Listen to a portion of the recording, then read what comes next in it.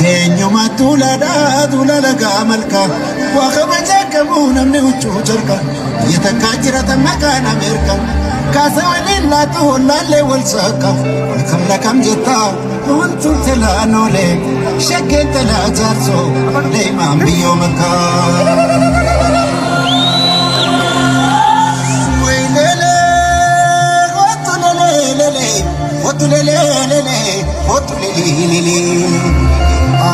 Jabare dina machara michata kuraga lanjachu malato dabita batte sab kalam so kitu shir chata